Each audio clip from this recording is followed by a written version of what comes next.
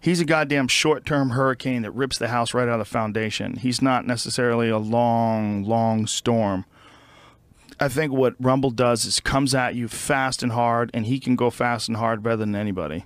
It's just really hard for him to go with that style more than 3 rounds. The only time we've ever seen him do it 3 rounds, he beat Phil Davis. He beat the shit out of him for 3 rounds, but Phil Davis wasn't threatening him. It was he was fighting at his pace. He was completely in control of that fight, and he won a clear-cut unanimous decision. Right. Hurt Davis a bunch of times, and it was super dangerous. Also, I feel like Rumble Johnson today is scarier than the Rumble Johnson that fought Phil Davis. But Rumble, when he fought DC the first time, when he fought Cormier the first time, he was preparing for John Jones, so he's preparing for a different fight. The fight was a last-minute replacement with Cormier, and Cormier just out-wrestled him. I mean, Daniel's one of the best wrestlers in the sport, period. Out-wrestled him, and then eventually got his back and choked him. I just think that it's a terrifying fight for Cormier because this fucking guy hits so goddamn hard. He's fun and to if you watch. make any mistakes, he lands a fucking nuclear bomb on your face. I mean, there's very few people that scare fighters the way that Rumble does. Yeah, he has that. It's like that old school. I'm afraid of being beaten up in the schoolyard. Yeah, like when Khabib beat Michael Johnson, the way he had him on the ground. Yeah. Like that's how I would get beaten up. Like that was so claustrophobic for me to watch that. To like not be able to pull your arm. Like that was a really uncomfortable fight. Because especially I can't fight. So yeah, I wanted it stopped. I wanted it stopped before they stopped it. It was bothering me. I was like, this guy's not going to win this fight. He's getting the fuck beat out of him. He's getting his head punched in. He's one of the best fighters in the world, and you're ruining him. Right. He's just taking this beating. Like, just stop the goddamn fight. He was so outmatched. But he did hurt Khabib earlier in the fight. He hurt Khabib in the very first round. But then the fucking Khabib not being able to make the weight against Tony Ferguson. I'm just like, this goddamn weight cutting. God, it's such a horrible, horrible practice. It makes me sick. That was heartbreaking because everybody wants that fight, and now it's like they're going to be scared to put him against Conor. I mean, they're going to have that be their fucking main event. You can't. You can't. And by the way, one of the things that we talked about it on the Fight Companion podcast we did the other day. We pulled up the Luke Rockhold quote. Luke Rockhold is his training partner, and he was saying that he couldn't get blood to his liver. And that was something that was going on. He was in deep pain, and he wasn't getting blood to his liver. I'm like, yeah, you fucking kidding me? Like this guy's going to do that again? He's going to lose that weight again after that? And apparently he said that he had the same problem in the Michael Johnson fight. In the Michael Johnson fight, he wound up getting down to 155, but he was having the same issue where he wasn't getting blood to his liver. Like, what the fuck, man?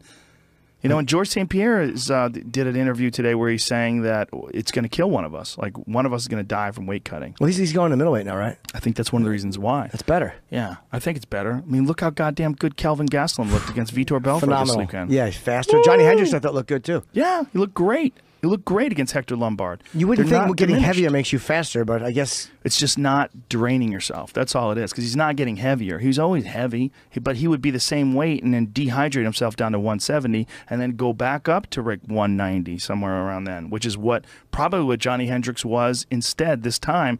Just lost a couple of pounds, made 185 easy, and then looked fucking great against Hector Lombard. I would like to see more guys do that because I think that's so much healthier, so much better, and the performances are better. Look at Donald Cerrone. Donald Cerrone, since going up to welterweight, looks far better than he looked at lightweight. Yeah, I always wondered why they do that. And I've asked them before, and they just say, look, because you're going to be fighting a heavier guy. I like, why don't you just fight at your normal, kind of your weight you walk around at? Wouldn't that be better and not have to cut all that weight and put it back on? It just seems crazy. Honestly, in their defense, I think there should be more weight classes. I think there should be a weight class every 10 pounds. I think if there was a weight class every 10 pounds, it would alleviate a lot of the extreme cutting. You'd have a 145, 155, 165, 175, 85, 95, and then go up like that. I think if we did that, we'd have more champions. It would be more exciting. I think it would be an excellent way to have champion versus champion fights because it wouldn't be that much of a difference. Closer, right. Yeah. Yeah, that would be interesting to watch. Maybe they'll do it. I mean, I hope so. 65 versus 75-pound champ, 55 versus 65. There's a lot of fights you can make when you have these big-ass super fights. The one guy could go up a little, one guy could come down a little. It's not a giant jump. Yeah, I felt bad for Tony Ferguson, man. It just sucks. It does suck. Are you going to come up to that Buffalo fight? I don't know if I'm working for Cormier Johnson in Buffalo, right? Yeah. Yeah, if I can, I will. I only usually go to Vegas, but that's one I want to see. Is Yaya Rodriguez on that one? That's 211. Frankie Edgar, Yair is 211. Yair is 211, I think. Oh, wait, this is it's Weidman Will against Brooks, Charles Oliveira. Mousasi. Yeah, Weidman versus Mousasi is a great fight. Oliveira is another one. He went up to 155. He's fighting Will Brooks now. I like that. Yeah, Oliveira's been just struggling to stay at 145. Just brutal. It breaks you down, man. It's just so bad for you. Yeah, didn't he miss? Wasn't he over? He no, he beat Pettis. Pettis didn't make the weight, and he beat Pettis. No, that was Max Holloway. Max Holloway beat Pettis. He lost to Pettis. Pettis guillotined him. But I think he's had a couple losses in a row. Who the fuck was he mad Charles at Oliveira's last loss? Who was he mad at recently who Oliveira? criticized his weight? I'm thinking, maybe unless I'm not thinking of Charles Oliveira, he was like pissed off that somebody had said something disrespectful about his weight. Oh, he lost to Ricardo Lamas. Yeah, he got submitted by Ricardo Lamas. That was a great fight for Lamas. And then before that, Pettis submitted him. And then before that, he beat Miles Jury. He's just, I think it's another one of those guys. He's a really talented guy, but that fucking weight cut, it's just horrible. It's the worst part of the sport. There should be a way to do it, to eliminate it. I think they should be weighing these guys in, every 15 days or something like that, and finding out what they really weigh. And I think it's crazy. I really do. I think it's insane to dehydrate your brain, your body, get to death's door, then 24 hours later have a cage fight. GSP said that recently. I didn't know they did that in boxing. And he was saying about in boxing, a month out they weigh you, so you can't lose like 20% of whatever the percentage of your body mass.